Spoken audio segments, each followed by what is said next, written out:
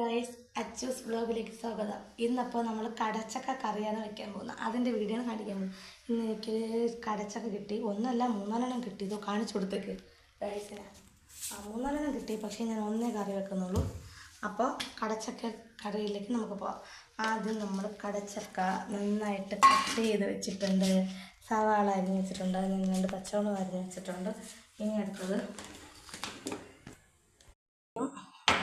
വെളുത്തുള്ളി ഇങ്ങനെ ഒന്ന് പൊടിച്ചെടുക്കുക. ഇഞ്ചി വെളുത്തുള്ളി പേസ്റ്റാണ് കേട്ടോ. അപ്പോൾ ചട്ടിയിലാണ് നമ്മളിന്ന് കടച്ചക്ക വയ്ക്കാൻ പോകുന്നത്. ആദ്യം ചട്ടിച്ചൂടായി എണ്ണ ഒഴിച്ചിട്ടുണ്ട്. 1 സ്പൂൺ കടുക് ഇട്ടിട്ടുണ്ട്. ഇനി അത് കടുക് പൊട്ടി വരുമ്പോഴത്തേക്ക് കൊടുക്കുകയാണ്.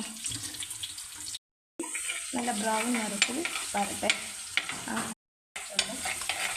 കൂടെ ഇട്ട് കൊടുക്കുകയാണ്.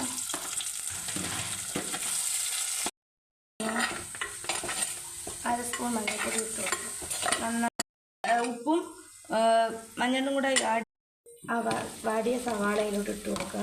ഇത് അധികം വാടേണ്ട ആവശ്യമില്ല. ഇതൊന്നും അതിനോടൊപ്പം നടന്നു അതിനോടൊപ്പം 1 സ്പൂൺ നന്നായിട്ട് വഴറ്റി കൊടുക്കണം. നന്നായിട്ട് ഇത് വെന്ത് കുറുകി വരണം. നമ്മളിത് നല്ല വെള്ളം വെച്ചിട്ടുണ്ട്. കാരണം